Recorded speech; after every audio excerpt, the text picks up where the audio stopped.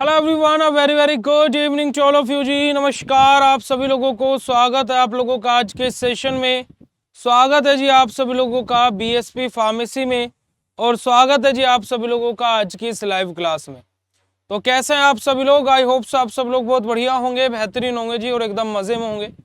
और आज हम लोग हमारी फिजिकल फार्मास्यूटिक्स की जो पहली यूनिट हम लोग पढ़ रहे थे, वहां पर आज हम लोग हमारा लेक्चर लास्ट हमारा जो स्टार्ट अब होने वाला है वो कहां से स्टार्ट होने वाला है? फैक्टर अफेक्टिंग सोल्यूबिलिटी से, कि कौन कौन से ऐसे फैक्टर्स हैं जो सोल्यूबिलिटी को अफेक्ट कर सकते हैं। यहां से आज का हमारा लेक्चर शुरू होगा। तो बिना समय को व्यर्थ करते हुए स्टार्ट करते हैं जी आज का ये लेक्चर, जहां पर हमारा देखिएगा अगर जो these factors those factor which affect the solubility of solution, कि जो हमारा सॉल्यूशन है उसकी सोल्यूबिलिटी को कौन कौन से फैक्टर हमारे अफेक्ट कर सकते हैं। यहां पर हमारा सबसे पहली बात आ गई सॉलिड इन लिक्विड सॉल्यूशन, दूसरी हमारी बात आई हुई है गैस इन लिक्विड सॉल्यूशन, और तीसरा हमारा क्या है? Liquid in liquid solution. अब सॉलिड इन लिक्विड सॉल्यूशन का मतलब क्या है? कि सॉलिड इन लिक्विड यानी कि सॉलिड कम मात्रा में है, यानी कि हमारा क्या रहेगा? सोल्यूट रहेगा। लिक्विड ज्यादा मात्रा में है, ये हमारा क्या रहेगा? सोलवेंट रहेगा। ठीक है जी, ऐसा ही होगा भाई। तो जरा देखिएगा कि सॉलिड इन लिक्विड में क्या बोला गया? When solute is in solid form and solvent is in liquid form then the solid dissolves, या फिर डिसॉल्व इन लिक्विड। हमारा इसका मतलब क्या है कि जो हमारा सोल्यूट इन लिक्विड हमारा जो सॉल्यूशन है, वहां पर हमारा क्या होगा कि जो सोल्यूट है वो हमारा सॉलिड रहेगा, जो सोलवेंट है वो हमारा लिक्विड होगा। इसका मतलब क्या है कि लिक्विड में हमारा सॉलिड क्या होगा? डिसॉल्व होगा। ठीक है जी, चलेगा। अब हम लोगों ने एक नियम पढ़ा हुआ है। क्या नियम पढ़ा हुआ है? कि like dissolve like, like dissolve like, यानी कि अगर जो सोल्यूट भी पोलर है और सोलवेंट भी पोलर है तो हमारी सोल्यूबिलिटी इंक्रीज होगी। तो देखिएगा जरा जी, यहां पर क्या है कि if the nature of solute and solvent is same then the solubility is good. अगर जो सोल्यूट और सोलवेंट दोनों का नेचर सेम है, जैसे सोल्यूट भी पोलर है और सोलवेंट भी पोलर है, जैसे कि सोल्यूट भी नॉन पोलर है और सोलवेंट भी नॉन पोलर है, जैसे सोल्यूट भी सेमी पोलर है और सोलवेंट भी सेमी पोलर है, तो ऐसी कंडीशन में हमारा क्या होगा? जो सोल्यूबिलिटी है वो अच्छी होगी। ठीक है जी, जैसे एग्जांपल यहां पर ले गया है पोलर सोल्यूट और पोलर सोलवेंट का। ये तो हो गई नेचर की बात कि पोलर है, नॉन पोलर है, सेमी पोलर है। दूसरा आ जाता है सरफेस एरिया। हमारा जितना ज्यादा सरफेस एरिया होगा सोल्यूबिलिटी उतनी ही अच्छी होगी, है ना? The surface area of surface area is more, the solubility will be increase. यानी कि surface area is directly proportional to solubility. मतलब कि अगर जो सरफेस एरिया बढ़ाएंगे तो सोल्यूबिलिटी ऑटोमेटिकली इंक्रीज हो जाएगी। ठीक है जी, बात करते हैं टेम्परेचर के बारे में। तो टेम्परेचर के बारे में बात की जाए तो यहां पर हमारी दो कंडीशन आ जाती है, एक होता है एक्सोथर्मिक और एक होता है एंडोथर्मिक। क्या होता है? एक्सोथर्मिक और एंडोथर्मिक। तो in the case of exothermic जो हमारी सोल्यूबिलिटी है वो होगी डिक्रीज, इनवर्सली प्रोपोर्शनल रहेगी, और एंडोथर्मिक के केस में हमारी डायरेक्टली प्रोपोर्शनल रहेगी। तो जरा देखिएगा ऐसा क्यों होगा कि हमारा एक्सोथर्मिक का केस आ जाएगा कि हीट रिलीज फॉर डिसॉल्व, है ना, हमारा XPOP यानी कि plaster of Paris in water.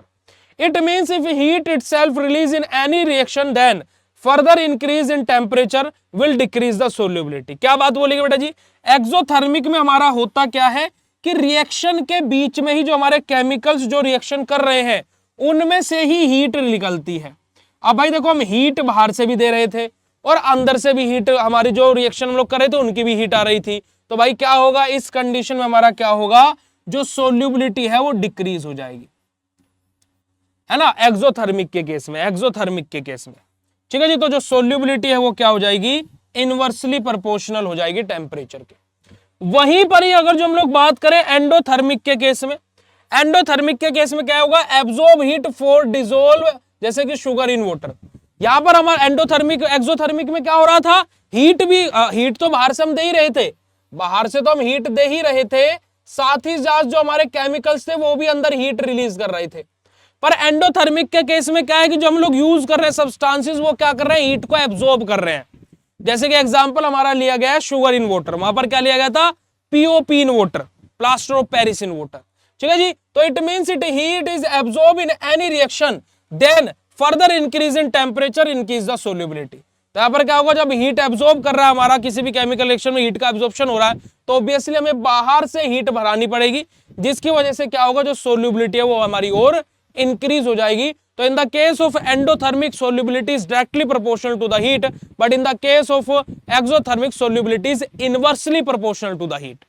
बात क्लियर हुई बेटा जी, चलिएगा। सेकंड हमारा आ जाता है गैस इन लिक्विड, यानी कि गैस को हम लिक्विड में मिलाएंगे। अरे ये बात सभी को पता होगा कि गैस ज्यादातर करके हमारा क्या भाई, ऐसा कुछ मिलता नहीं है।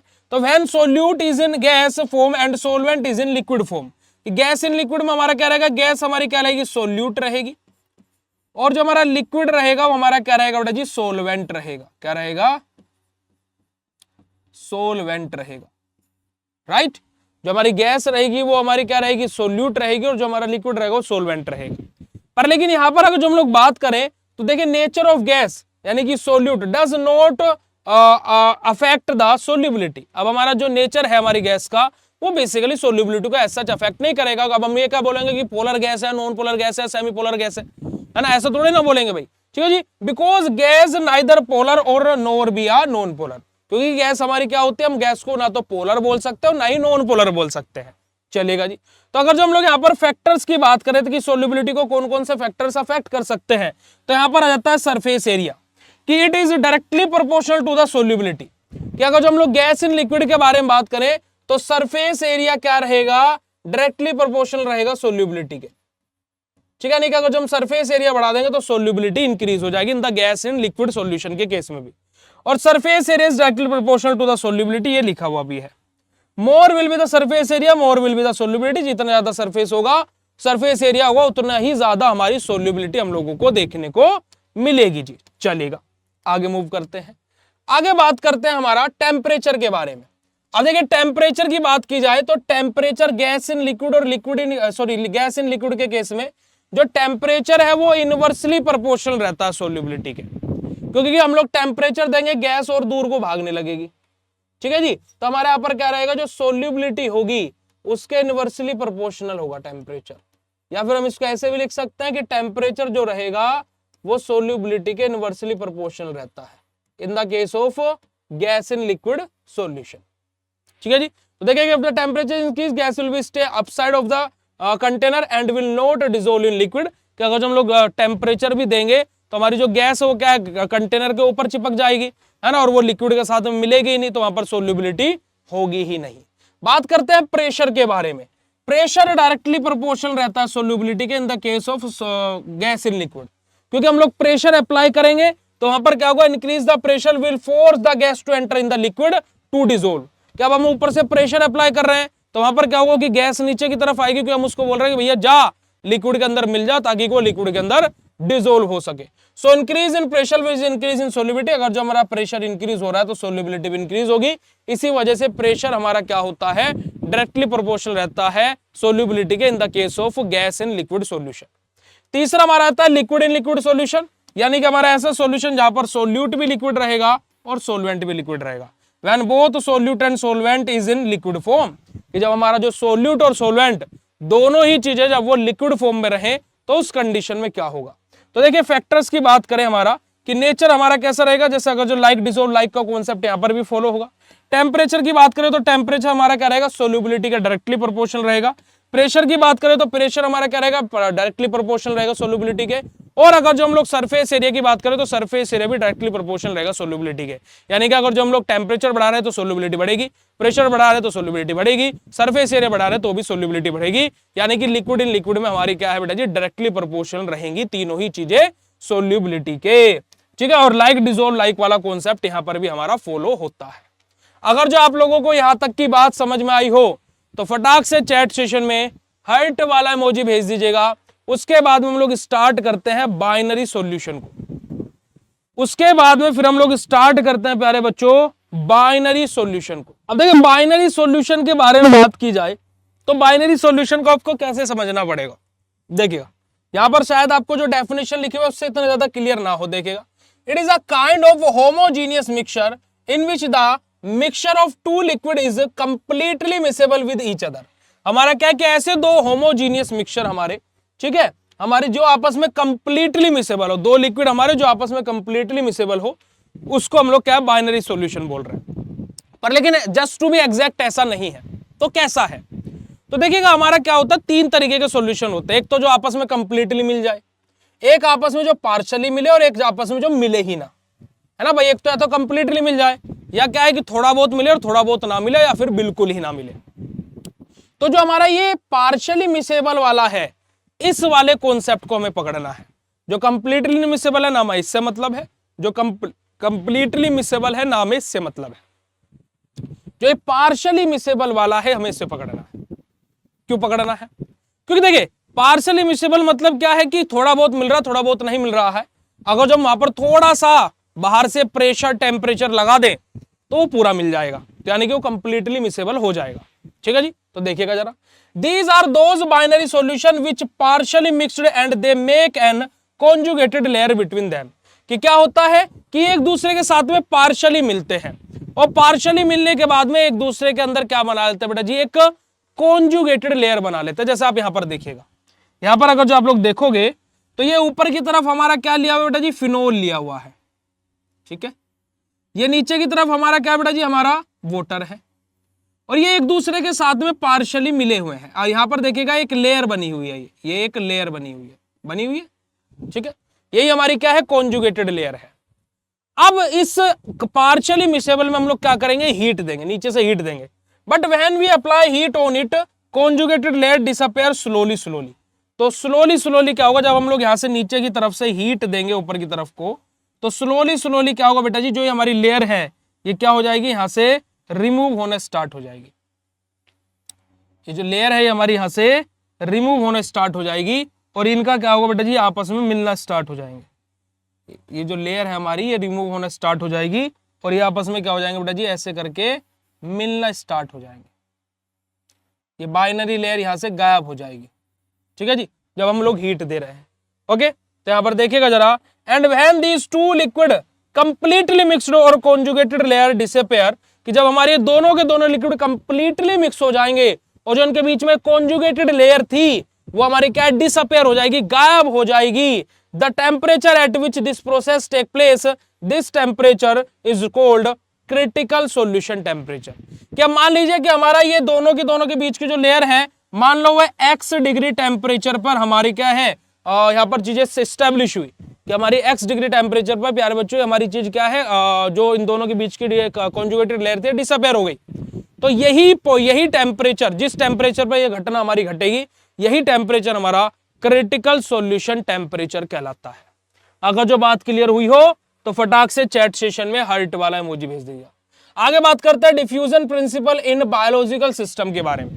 Diffusion principle in biological system के बारे में बात करेंगे। अगर जो इतनी बात समझ में आ गई तो फटाक से चैट सेशन में कंफर्म कर दीजिएगा। अब बात करते हैं यहां पर diffusion principle in biological system के बारे में कि diffusion principle in biological system क्या होता है। तो देखिए, diffusion is the movement of molecule of substance from higher concentration to regulate to lower concentration. Simple सी बात है, आप लोगों ने डिफ्यूजन के बाद में ऑस्मोटिक प्रेशर के बारे में पहले भी पढ़ा हुआ है कि हमारा क्या है कि पार्टिकल्स का मूवमेंट होना from higher concentration to lower concentration, कि हायर कंसंट्रेशन से लोअर कंसंट्रेशन की तरफ पार्टिकल का मूवमेंट होना, यही हमारा क्या होता है, डिफ्यूजन होता है। यही हमारा क्या होता है, डिफ्यूजन होता है। नीड ऑफ डिफ्यूजन सिस्टम, हमारा कि डिफ्यूजन सिस्टम की आवश्यकता क्या है, ये तो पता लग गया कि हायर कंसंट्रेशन से लोअर कंसंट्रेशन की तरफ पार्टिकल मूव हो रहे हैं। In human body any drug particle consumed orally, after that drug goes into the blood and the drug is diffuse into damage cell after crossing any barrier. So for this process diffusion system is necessary. क्या बात बोलेंगे बेटा जी? देखिए, हम लोग कोई भी drug अगर जो ओरली भी ले रहे हैं या फिर हम लोग पैरेंटल रूट के थ्रू दे रहे हैं, वो हमारी क्या है, सिस्टमिक सर्कुलेशन में जाई, और सिस्टमिक सर्कुलेशन में जब वो गई और जहां पर जिन सेल्स पर, जिन डैमेज सेल पर उसको काम करना है, वहां पर काम करने के लिए उसको क्या करना पड़ेगा, कुछ बैरियर्स को क्रॉस करना पड़ेगा, यानी कि डिफ्यूज होना पड़ेगा। तो वहां पर हमारा बेसिकली ये डिफ्यूजन सिस्टम एक इंपॉर्टेंट रोल प्ले करता है कि कैसे डैमेज सेल के पास में जाकर के उसकी सेल मेम्ब्रेन को डिफ्यूज कर करके जो हमारा ये पार्टिकल है ड्रग का, ये कैसे सेल के अंदर एंटर करेगा और कैसे अपना कार्य करेगा, ये सारी की सारी चीजें बेटा जी हम लोगों को डिफ्यूजन सिस्टम से ही पता लगती है। यहां पर आप लोग ये डायग्राम भी बना सकते हो कि हमारा क्या है कि डायरेक्शन ऑफ डिफ्यूजन, तो हमारा जो पार्टिकल है वो इस साइड की तरफ मूव कर रहे हैं, तो बेसिकली क्या होगा, इधर हमारा क्या है बेटा जी हायर कंसंट्रेशन वाले आयंस है हमारे, इधर हमारा क्या है हायर कंसंट्रेशन है प्यारे बच्चों, और अगर जो आप इधर देखोगे तो इधर हमारा क्या है लोअर कंसंट्रेशन है। और अभी डिफ्यूजन में क्या बोला गया था, the particle move from higher concentration to lower concentration, और यही हमारा क्या होता है डिफ्यूजन होता है। अब यहां पर क्या है कि ये हमारा डिफ्यूजन हो रहा है, जो ये मीडियम है इसको हम क्या बोलेंगे डिफ्यूजिंग मीडियम बोलेंगे। यहां पर लोअर कंसंट्रेशन आयंस हैं, यहां पर हायर कंसंट्रेशन आयंस हैं, और आप इस डायग्राम को बना भी सकते हैं। तो डिफ्यूजन सिस्टम अगर जो बात समझ में आ गई हो तो फटाक से चैट सेशन में कंफर्म कर दीजिएगा।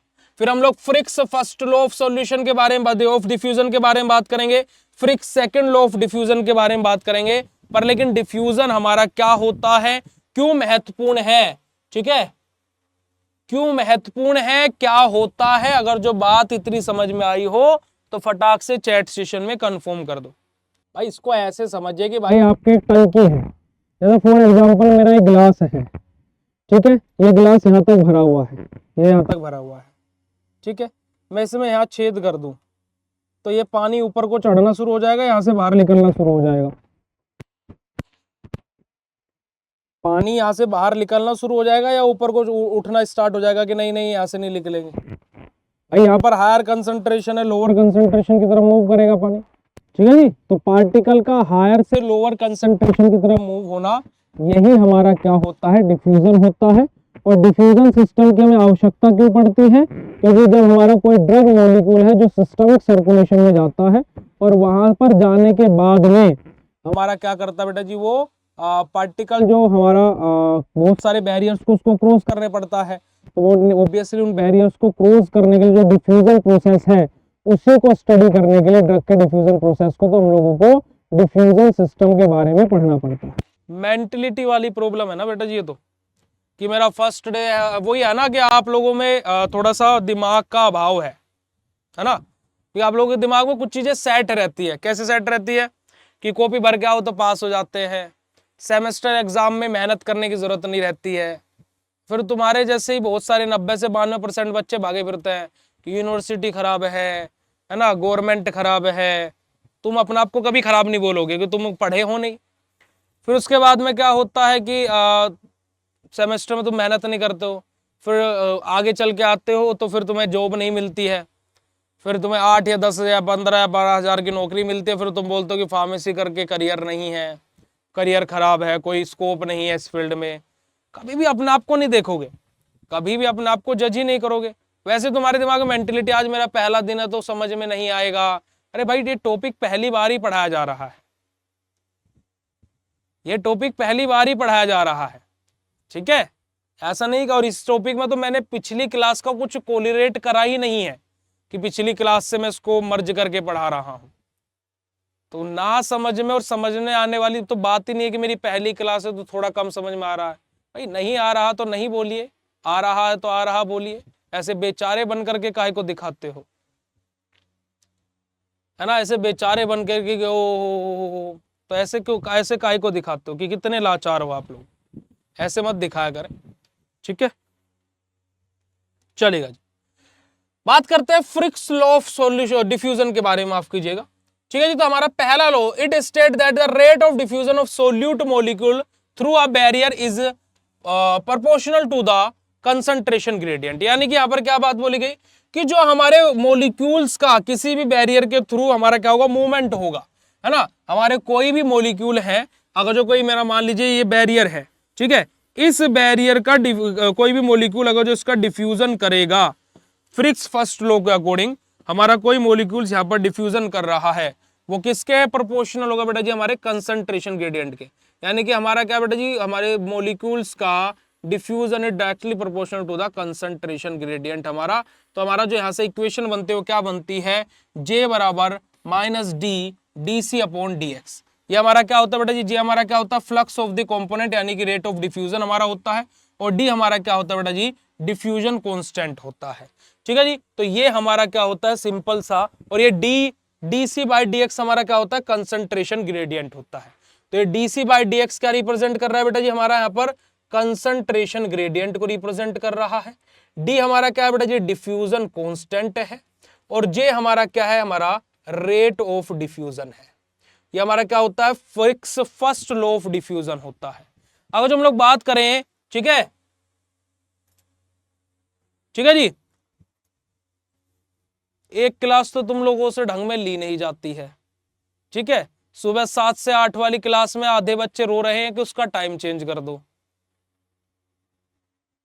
बेटा जी थोड़ा सा है ना, थोड़ा सा जीवन में मैच्योरिटी लेकर के आ जाइए, वरना तुम गवार के गवार रह जाओगे, और जिंदगी में 4 साल जब तुम्हारी फार्मेसी खत्म होगी ना, मैं जितने भी लाइव में बैठो तुम्हारे में से 90% बेरोजगार घूमोगे। मैं आज लिख करके बोल रहा हूँ तुमसे, जो तुम्हारी सेकंड ईयर में आने के बाद में भी कंडीशन है ना, 1 साल में तुम्हें कोई प्रोफेशनलिटी नहीं है। 1 साल में अगर जो रोड के कुत्ते को भी पकड़ करके सिखाया जाए ना, तो वो भी हाथ मिलाना सीख जाता है कि टॉमी हेलो, वो हेलो करता है, टॉमी नमस्ते करो, नमस्ते करता है वो, टॉमी सिट तो बैठ जाता है वो। और तुम लोगों ने 1 साल में इतनी भी चीजें नहीं सीखी है कि कैसे क्या कब क्यों कब होना है। ठीक है, तुमसे एक क्लास अटेंड नहीं होती है, एक क्लास में तो तुम लोगों को रोना आया रहता है, हमें नोटिफिकेशन नहीं आता है, हमें लाइव क्लास नहीं मिलती है, ये नहीं होता है, वो नहीं होता है, जबकि 3-3 नोटिफिकेशन भेजने लगते हैं अब तो लाइव क्लासेस के भी।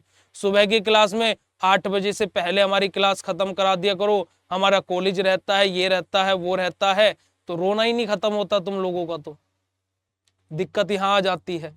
चलेगा, बात करते हैं फ्रिक्स सेकंड लॉ ऑफ डिफ्यूजन के बारे में, कि फ्रिक्स सेकंड लॉ ऑफ डिफ्यूजन क्या रहता है। ठीक है, अब एक बच्चा है, बच्चों के कोर्सेज मैं ही आज तो मेरे को बहुत ज्यादा चीजों को लेकर के रिग्रेट हुआ कि एक तो फ्री में कोर्सेज ओपन करा लिए, हमने कोर्स ओपन कर दिए फ्री में, ठीक है कोई बात नहीं, पढ़ना चाहते हैं, अब वो फ्री में कोर्स भी ओपन हो गए और फिर ऊपर से हम लोगों को ही ज्ञान दे रहे हैं।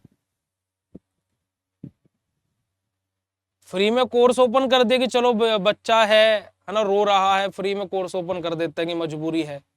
इस सेशन में कम से कम अभी तक 250 बच्चों को मैं फ्री में कोर्स ओपन करा चुका हूँ, और उन्हीं फ्री वाले बच्चों में से इतने सारे 2-3 बच्चे आए और बोल रहे हैं कि क्या बोलते हैं कि क्लासेस 4 क्यों नहीं करा रहे हो। इसी वजह टाइम वेस्ट करवाने के लिए हमें कोर्स ज्वाइन करवाया था क्या, है ना। तो ऐसे ऐसे शब्द भी हैं, अब ऐसे ऐसे को क्या कह दूं मैं, और कुछ कह देता हूं तो फिर मुंह बन जाते हैं सबके। ठीक है, चलिएगा, फ्रिक्स सेकंड लॉ ऑफ डिफ्यूजन के बारे में बात करें कि फ्रिक्स सेकंड लॉ ऑफ डिफ्यूजन क्या होता है, क्योंकि अभी आप लोगों का सेशन ढंग में शुरू भी नहीं हुआ है। शायद आपके कॉलेज में तो आज या कल से सेशन शुरू होगा, और उसके बाद में भी तुम लोग ऐसे कर रहे हो जैसे हरे रब्बा हरे रब्बा हरे रब्बा, पता नहीं क्या बात है, पता नहीं कब भगवान तुम्हें बुद्धि दे। इसी वजह से फार्मा सेक्टर सही है, उसमें जॉब नहीं मिल रही है, मैं हकीकत बोलता हूं, क्योंकि तुम जैसों को जॉब देगा कौन भाई, तुम जैसों को तो जॉब कोई देगा भी नहीं। मैं तो उनको, मैं जो जॉब दे रहा है उनको सलाम ठोकता हूं कि इन जैसों को 8,000 रुपए भी दे रहा तो कितनी बड़ी बात है। सच्ची में तुम्हें बुरी लग सकती है बात, पर ये हकीकत की है बेटा जी, क्योंकि तुम लोगों की जो नॉलेज रहती है ना, जो तुम लोगों का 4 साल बाद भी गवारियत पंथी वाली चीजें, प्रोफेशनल कोर्स कर लिया पर लेकिन प्रोफेशनलिटी 1% की नहीं है, तो उन चीजों को सोच करके ना मैं सोचता हूँ कि 8,000 10,000 भी मिल रहा तो बहुत बड़ी बात है, वरना 8-10 हजार तो तुमसे उल्टा और लेने चाहिए उन्हें, कि हम जब तक तुम्हें सिखाएंगे तब तक हमें पैसे भी दो, है ना। चलिए, तो देखिए फर्स्ट लॉ तो हमारा हो गया, सेकंड लॉ हमारा क्या बोलता है, change in concentration with respect to time at particular region is proportional to the change in the concentration gradient. अब पहले लॉ में हमारा क्या होता, डिफ्यूजन ऑफ सोल्यूट मॉलिक्यूल, जो हमारा बैरियर था उसमें हमारा जो डिफ्यूजन हो रहा था सोल्यूट मॉलिक्यूल्स का, वो किसके डायरेक्टली प्रोपोर्शनल था, कंसंट्रेशन ग्रेडियंट के। और सेकंड लॉ में हमारा क्या है कि जो हमारा चेंजेस आ रहे हैं किसमें, कंसंट्रेशन में, change in concentration with respect to time, कि जैसे जैसे हमारा टाइम लग रहा है, जैसे जैसे हमारा वहां पर कंसंट्रेशन में चेंजेस आ रहे हैं, है ना, वो हमारे किसके प्रोपोर्शनल है बेटा जी, कंसंट्रेशन ग्रेडियंट के चेंजेस के डायरेक्टली प्रोपोर्शनल है। जैसे कि आप लोग यहां पर देखेंगे तो हमारा फॉर्मूला क्या रहेगा, डीसी अपॉन dt। डीसी, ये टी हमारा क्या बेटा जी, टाइम रिप्रेजेंट कर रहा है, क्योंकि हमारे यहां पर टाइम के बारे में बात हुई है। तो डीसी अपॉन dt बराबर हमारा क्या आ जाएगा, डी हमारा आ जाएगा D square C upon D square T हमारा यहां पर आ जाएगा। ठीक है, सॉरी यहां पर एक्स आएगा ना, ये हाँ ये एक्स आएगा। अब D square C upon D square X हमारा क्या रहता है बेटा जी, कंसंट्रेशन ग्रेडियंट है, तो हमारा क्या है, चेंज इन कंसंट्रेशन ग्रेडियंट है हमारा। ठीक है, ये हमारा क्या रहेगा बेटा जी, चेंज इन कंसंट्रेशन ग्रेडियंट रहेगा। तो देखिएगा जरा बेटा जी, यहां पर अगर जो हम लोग बात करते हैं, ये हमारा क्या रहेगा, चेंज इन कंसंट्रेशन ग्रेडियंट। ये डी हमारा क्या रहेगा, अगर जो हम लोग बात करते हैं, डिफ्यूजन कांस्टेंट हमारा रहेगा। अगर जो मैं डीसी अपॉन dt बात करता हूं तो बेटा जी हमारा क्या है, change in concentration with respect to time, कि टाइम के रेस्पेक्ट में change in concentration with respect to time, कि टाइम के रेस्पेक्ट में क्या चेंजेस आ रहे हैं हमारे कंसंट्रेशन में, डीसी अपॉन dt उसको रिप्रेजेंट कर रहा है। डी हमारा क्या है, हमारा डिसोसिएशन कांस्टेंट है, और D square C upon D square X हमारा क्या बेटा जी, चेंज इन कंसंट्रेशन ग्रेडियंट है। ओके, तो diffusion first law, Fick's first law of diffusion and Fick's second law of diffusion, अगर जो समझ में आया हो, ठीक है ना जी। अगर जो डिफ्यूजन फर्स्ट लॉ और डिफ्यूजन सेकंड लॉ अगर जो आप लोगों ने क्लियर हो गया हो, तो फ्रिक्स वाला तो फटाक से चैट सेशन में कंफर्म कर दीजिएगा। आगे मूव करते हैं हमारा, और राउल्ट्स लॉ के बारे में बात करेंगे। आगे मूव करेंगे और फिर हम लोग बात करेंगे राउल्ट्स लॉ के बारे में। अब अगर जो आज के लेक्चर में इतना ही रखना हो तो वो भी आप लोग बता सकते हो, और आगे भी पढ़ना हो तो वो भी आप लोग बता सकते हो। बेटा डिफरेंस इन दोनों में क्या है कि यहां पर देखो रेट ऑफ डिफ्यूजन के बारे में बात हो रही है ना। यहां पर हमारा क्या है कि कितना डिफ्यूजन हमारा हो रहा है उसके बारे में बात हो रही है ना। हमारा जो एक बैरियर है इसके पार हमारा डिफ्यूजन कितना हो रहा है, यहां पर हमारा पहले में ये है। दूसरे में हमारा क्या है कि टाइम के रेस्पेक्ट में जो हमारा चेंजेस आ रहे हैं, है ना, जैसे जैसे टाइम, क्योंकि यहां पर टाइम का कोई रोल नहीं है फर्स्ट लॉ में। सेकंड में हमारा टाइम का भी इन्वॉल्वमेंट है, जैसे यहां पर directly proportional to the concentration gradient था। ठीक है, कंसंट्रेशन ग्रेडियंट में क्या चेंजेस हो रहे हैं, क्यों रहे, उससे मतलब नहीं था। पर लेकिन यहां पर सेकंड लॉ में अगर जो आप लोग देखोगे तो directly proportional to the change in the concentration gradient, change in concentration gradient है। तो इसी वजह से यहां पर जो हमारा फॉर्मूला यूज हुआ था वो ये यूज हुआ था, और यहां पर हमारा फॉर्मूला यूज क्या हुआ है, डीसी अपॉन dt बराबर डी और डी स्क्वायर सी, माफ कीजिएगा, D square C upon D square X हमारा है। ये हमारा क्या है, change in concentration gradient with time है, और ये डी हमारा क्या बेटा जी, हमारा डिसोसिएशन कांस्टेंट है, और ये हमारा क्या बेटा जी, चेंज इन कंसंट्रेशन ग्रेडियंट है। समझे बात। तो ये हमारा डिफरेंस है कि यहां पर चेंजेस के रेस्पेक्ट में हमारा लो आया हुआ है, और ये हमारा डायरेक्टली की बैरियर के विपरीत बैरियर के द्वारा कितना डिफ्यूजन हमारा हो रहा है उसके बारे में बात हुई। ठीक है जी, ये भी आप लोगों ने 12th में पढ़ा होगा 101%। 11th या 12th में इसके बारे में भी आप लोगों ने जरूर से जरूर पढ़ा होगा।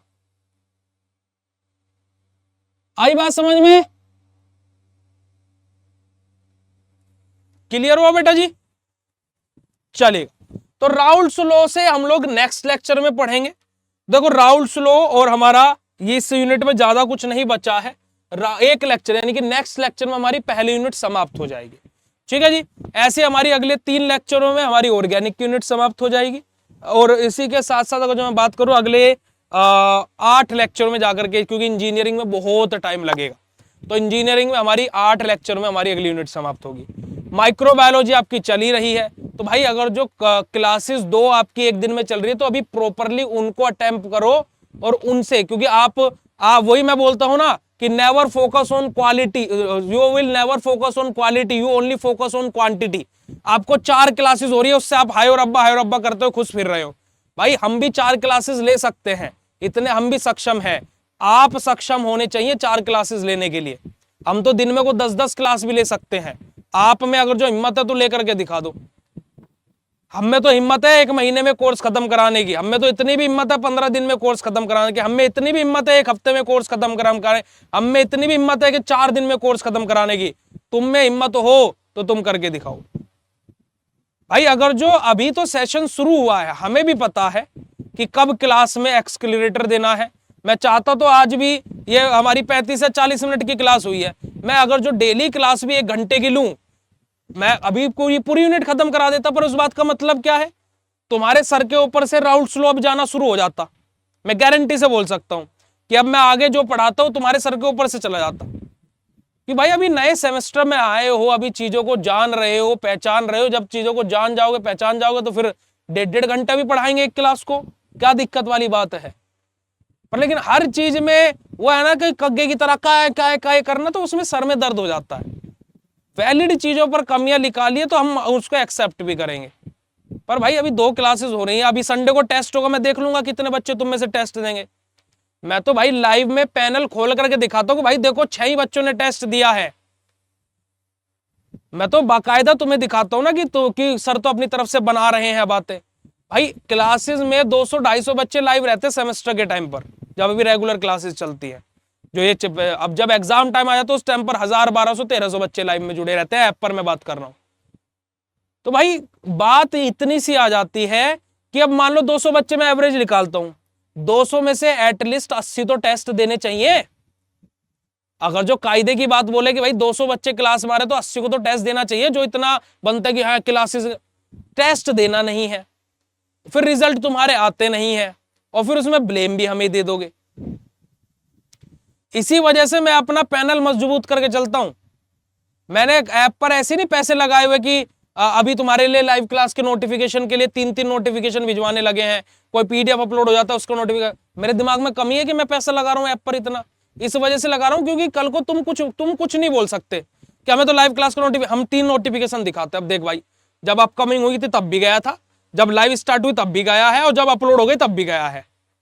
बहुत पिछले रिकॉर्डिंग नहीं मिल रही है, रिकॉर्डिंग नहीं अपलोड होती है, टाइम से अपलोड ही नहीं होती है। हमने वो टाइम कम करा दिया, 2 घंटे में अपलोड। आज तो डिप्लोमा की क्लास में कमाल हो गया, 6:45 पर लाइव खत्म हुई और 6:59 पर मैसेज आ गया कि लाइव अपलोड हो गई। 13 मिनट में 1 घंटे का वो 45 मिनट का लाइव अपलोड हो गया। तो भाई इतनी सारी चीजें हैं, मेरे दिमाग में कमी थोड़ा ना कि मैं ऐप पर पैसा लगाया हुआ है कि भाई मुझे अटेंडेंस बच्चों की चाहिए, जितने आज लाइव में बैठे सबकी अटेंडेंस है मेरे पास में, जितने कोर्स में नहीं आए उनको ऑटोमेटिकली एब्सेंट लग जाती है। क्योंकि कल को जब रिजल्ट आता है मैं तभी तो कॉन्फिडेंस तू बेटा अपना नंबर बताया, पर मैं भी चेक करता हूँ कितनी लाइव क्लासेस में आए हो तुम, मैं भी चेक करता हूँ कितने टेस्ट अटेम्प्ट किया तुमने। भाई हम अपने ऊपर गलत इल्जाम नहीं झेलेंगे, हम अपने ऊपर गलत इल्जाम झेलेंगे ही नहीं, सिंपल सी बात है। ठीक है जी। टेस्ट बेटा सभी सब्जेक्ट का होगा, दिन में आपके अलग अलग सब्जेक्ट के अलग अलग टाइम पर टेस्ट हुआ करेंगे। हम दोबारा से 2022 में जा रहे हैं। आप टेस्ट दीजिए मत दीजिए, we don't care about that. जो बच्चे टेस्ट देते हैं हम उसका तहे दिल से स्वागत करते हैं, चाहे उसमें एक ही बच्चा हो। आपके 4 सब्जेक्ट हैं, चारों सब्जेक्ट के इंडिविजुअल अलग अलग टेस्ट होंगे पूरे दिन में।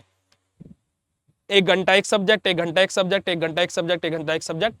क्योंकि की दिक्कत क्या आ रही थी जब हम लोग मिक्सअप पिछले बैच में किया कि जिस बच्चे से ऑर्गेनिक आती है और उससे एचएपी नहीं आती तो वो पूरा टेस्ट ही नहीं अटेम्प्ट कर रहा था। तो इस बार हम ऐसा करने ही नहीं वाले हैं। अगर जो किसी बच्चे को ऑर्गेनिक अच्छे से उसने तैयार किया है तो वो ऑर्गेनिक का ही टेस्ट दे। उसने एनालाइसिस, माफ कीजिएगा, उसने इंजीनियरिंग तैयार किया तो इंजीनियरिंग का ही टेस्ट दे, उसने फिजिकल तैयार किया तो फिजिकल का ही टेस्ट दे। हम स्वागत करते हैं, आप बस टेस्ट दीजिए, क्योंकि टेस्ट से मेरा कोई बेनिफिट नहीं है। भाई देखो कितनी बड़ी बात है, मेरे को आपका पीडीएफ अपलोड करोगे, मुझे वो चेक करनी पड़ेगी, मैं खुद ही चेक करता हूं, है ना, मुझे चेक करनी पड़ेगी, आपके रिजल्ट अपडेट करने पड़ेंगे। फिर अब तो रिजल्ट के भी मैसेज हम लोग भिजवाने लगे हैं कि जैसे रिजल्ट की कॉपी चेक हो जाती है उसका भी नोटिफिकेशन जाता है, उसका भी कि आपके इस टेस्ट में इतने नंबर आपको प्राप्त हुए हैं, इसका भी नोटिफिकेशन हमने भिजवा दिया है। अब ये सारी चीजें होती हैं। अब तो मैं तो ये चाहूंगा कि तू 2-3 ही बच्चे दे, मेरा तो काम कम हो जाएगा। मैं क्यों चाहूं कि 80 बच्चे टेस्ट दे, मैं क्यों चाह रहा हूं कि 200 के 200 बच्चे टेस्ट दे, क्योंकि भाई मुझे पता है कि जब टेस्ट दोगे तभी रिजल्ट आएगा, तभी तुम्हारी कमियों का पता लगेगा, तभी उस कमियों पर काम होंगे। अब तुम लोग टेस्ट दोगे नहीं, क्लासेस में तो हर कोई अच्छा है, मैं भी तुम्हारे लिए अच्छा और तुम भी मेरे लिए अच्छे हो, क्योंकि तुम बोलते रहते हो भैया समझ में आ गया, जो डाउट होता है वो पूछ लेते हो। पर लेकिन भाई असली हमारा एमसीक्यू बेस नहीं है कि एमसीक्यू टिक किया और हो गया। हमें सेमेस्टर एग्जाम, इसी वजह से बैक लगती है सबसे ज्यादा, कि तुम्हें लिखने का तरीका ही नहीं पता है, कंटेंट आता, लिखने का तरीका नहीं पता है, राइटिंग खराब है, कैसे लिख रहे हो, कैसे, मुझे कैसे पता लगेगा। तो आज के सेशन को यहीं पर ही एंड करते भाई। मिलता है फिर आप लोगों से नेक्स्ट सेशन में, तब तक के लिए बाय, शुक्रिया, नमस्कार, जय हिंद। कल आपसे मुलाकात करते हैं सेम टाइम सेम जगह। लव यू ऑल बेटा जी, थैंक यू सो मच, शुक्रिया, नमस्कार, जय हिंद बेटा।